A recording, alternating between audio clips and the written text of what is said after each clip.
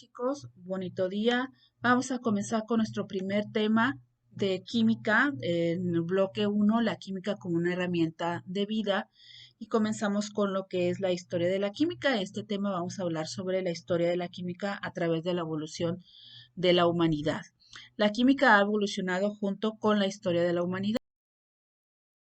Vamos a ver, pero primero vamos a ver un breve concepto de lo que es la química. La química es la ciencia que estudia la materia y su estructura interna, sus propiedades, sus transformaciones y su relación con la energía.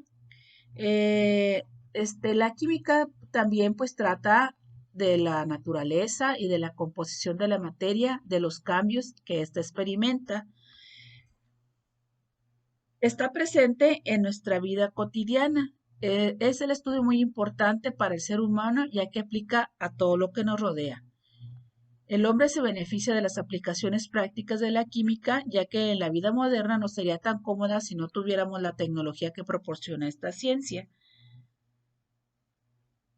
Y como está presente en nuestra vida cotidiana, en los procesos que ocurren en los seres vivos, en los alimentos, en los productos que usamos para la limpieza, en la higiene personal, en los medios que usamos para transportarnos y comunicarnos, en la salud mediante vacunas o medicamentos, y en otros conceptos más, alrededor de nosotros, en la gasolina de los autos, en los plásticos, en los materiales, etc.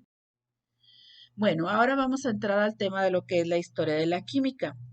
La química surgió como ciencia a partir de los experimentos realizados durante la Edad Media por personajes conocidos como los alquimistas. Vamos a ver, dice, la historia de la química marcha en paralelo con la historia de la humanidad. Y aquí mencionaremos algunos de los principales descubrimientos o eventos importantes desarrollados a lo largo de la historia. En el periodo antiguo, que es hasta el año 300 de esta era, después de Cristo, vamos a ver que lo primero que en el periodo antiguo, lo que más les llamó la atención en los seres primitivos fue el fuego. Después, en las civilizaciones egipcias, deriva la palabra quemia, que quiere decir química. Los hindúes transmitían la existencia de cuatro elementos fundamentales, como era el agua, la tierra, el viento y el fuego. Los egipcios descubrieron la fermentación de bebidas alcohólicas y la preparación de pinturas, también la preservación de cadáveres como embalsamamientos, lo que ahora conocemos como momias. Leucipo fue el que planeó o que planteó, más bien dicho, que la materia, por muy pequeña que sea, capaz de dividirse en trozos más pequeños hasta que ya no se pueda dividir.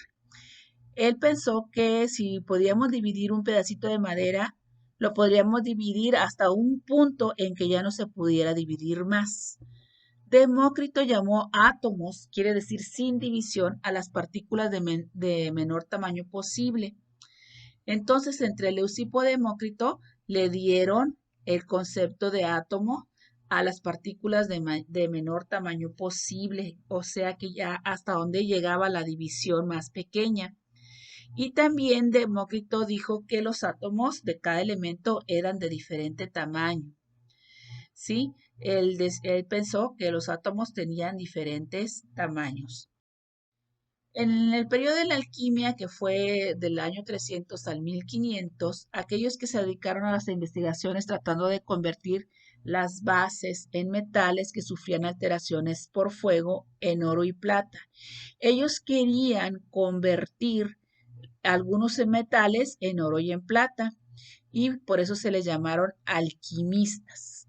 Y al cambio de metal base en un metal noble se le llamó transmutación, la cual pensaba que era factible mediante la presencia de la piedra filosofal. Y esta piedra filosofal, pues la anduvieron buscando, inclusive hasta Harry Potter la anduvo buscando, la cual era capaz de transformar en oro o plata enormes cantidades de metal base, o sea, metales más simples, los querían convertir en oro y plata. Pero pues ahora sabemos que no se puede convertir un elemento en otro. Estos son elementos químicos y no se pueden convertir unos en otros. Cada elemento tiene su cantidad de átomos, cantidad de electrones y protones, y por eso no se puede convertir uno en otro. Los tres elementos que prevalecieron en este periodo fueron el mercurio, el azufre y la sal. Después, en este mismo periodo de los alquimistas vino la dominación árabe y vinieron varios pensadores de ese tiempo, como Gerber, que se conoce como el primer descubridor de los ácidos. Al tratar de descubrir la piedra filosofal, empezaron a descubrir sustancias para poder convertir elementos unos en otros, pero bueno, descubrieron muchas cosas.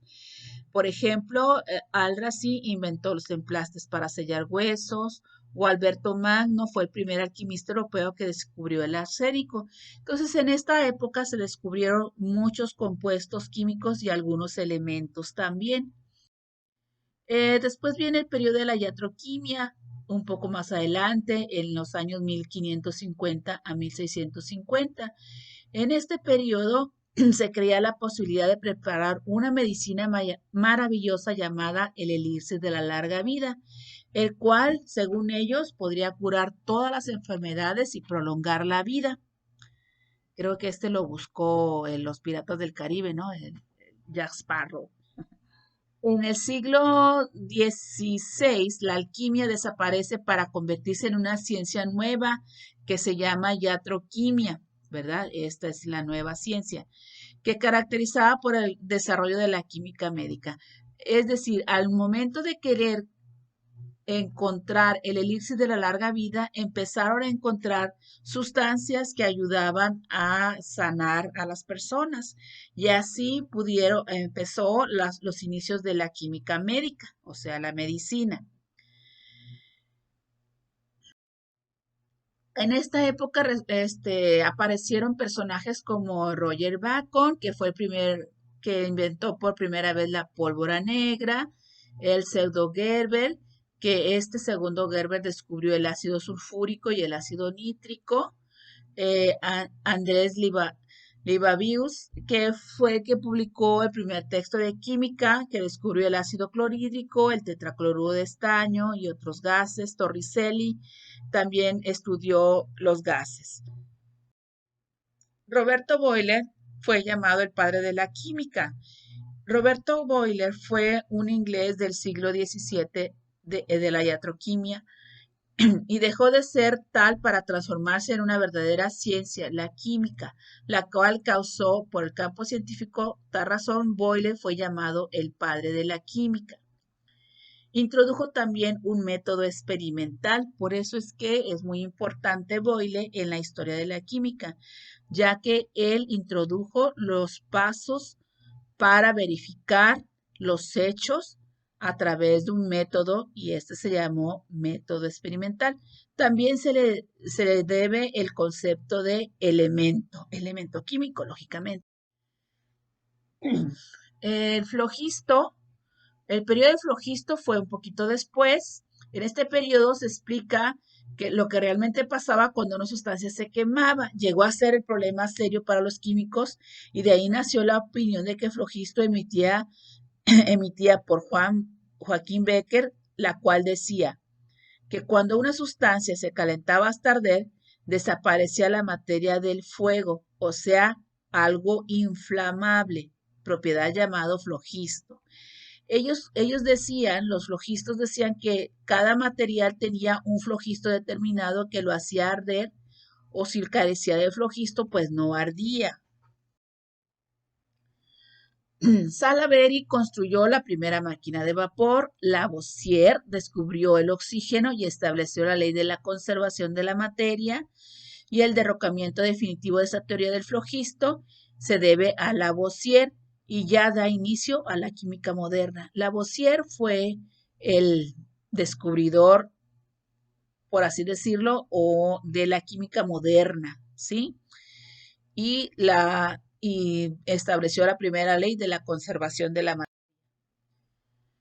Ya en la química moderna, que fue de los años 1750 hasta nuestros días, quizás una de las épocas también bastante extensas, durante el último cuarto del siglo XVII aumentaron notablemente las investigaciones de la naturaleza cuantitativa. A partir de entonces la química evolucionó y progresó rápidamente. Como vemos desde el año, desde la antigüedad hasta 1775, la química iba avanzando muy lentamente, ya que muchas personas se escondían para hacer sus investigaciones y no los escribían, o si los escribían, los libros los quemaban, entonces la ciencia volvía a repetir los mismos errores hasta que se descubrió el método científico y entonces ya todos los científicos tuvieron una metodología para poder llevar a cabo sus investigaciones. Dentro de este periodo podríamos considerar que en este periodo lo llamaríamos la época contemporánea o periodo de la química orgánica y de la química atómica, que comenzó en 1828. En esta época moderna tenemos muchos descubridores, como Lamery, que dividió a los compuestos en inorgánicos que estos provenían de los reinos minerales. Él decía que los inorgánicos provenían de los reinos minerales y los orgánicos provenían del reino animal y vegetal, y pensaba que los compuestos orgánicos solo podrían obtenerse dentro de los organismos vivos. Después también John Dalton descubre que el daltonismo tiene una causa genética, ¿sí? Y sienta las bases de la teoría atómica que todavía se mantienen en la actualidad. John Dalton era daltónico, es decir, que no podía observar los colores como los vemos en una visión normal, sino que ven colores, son solamente 2 o 3 colores los que ven. También aquí viene Wöhler, que sintetiza la urea y echa abajo la división orgánica que venían de los animales y los vegetales, ya que al sintetizar la urea en un laboratorio, echa abajo esto de que todas las sustancias orgánicas se podían obtener únicamente dentro de los organismos vivos. Y que Culé da la fórmula del benceno, que es uno de los principales compuestos de la química orgánica. Después viene Mendeleev, que organiza los elementos de la tabla periódica. Thomson descubre las partículas, los electrones. Después Becquerel descubre la radioactividad, perdón, y Schmidt y la señora Curie descubrieron los minerales con propiedades radiactivas como el uranio, el torio y el radio.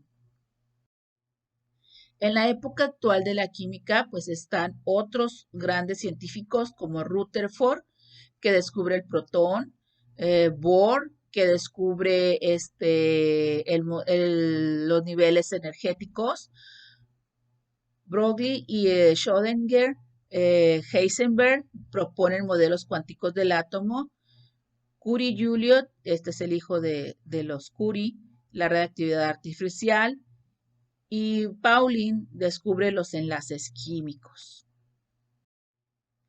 La aplicación de la energía atómica primero a la destrucción y después encaminada al mejoramiento de la humanidad, como los rayos X, los isótopos radioactivos para curar, para prevenir, para diagnosticar enfermedades, en investigaciones con otros muchos adelantos de la época actual, es el terreno de la física y de la química. Esto quiere decir que la química moderna ha contribuido también no solo para destruir, sino también para el cuidado de la salud. La importancia de la química en el mundo actual es que actualmente la química tiene gran relevancia por el avance científico y tecnológico que tienen las civilizaciones presentes. Se ha convertido en una ciencia muy común entre los individuos. Prácticamente todo lo que nos rodea está constituido de sustancias químicas, como por ejemplo, podemos ver que en los alimentos se encuentran sustancias químicas como carbohidratos o proteínas o lípidos. Por ejemplo, en los autos están los plásticos, la gasolina, los vidrios. En nuestra ropa, pues hay diferentes tipos de telas, colores, etcétera. En la tecnología también, los plásticos, los microchips que están dentro de las computadoras y de los teléfonos inteligentes, etcétera. Bueno, pues esto es todo. Vamos ahora a hacer una actividad formativa donde ustedes van a conseguir algunos productos de ahí de uso cotidiano en su casa, un alimento procesado como una lata o cualquier cosa que esté envasada, un medicamento, un producto de la higiene personal, champú, pasta de dientes, etcétera, y un producto de limpieza del hogar. Y vamos a hacer la actividad diagnóstica que viene ahí en su classroom que dice la química en el hogar, actividad uno, actividad formativa uno, la química en el hogar. Ok, muchas gracias por su atención, chicos. Nos vemos en la próxima clase.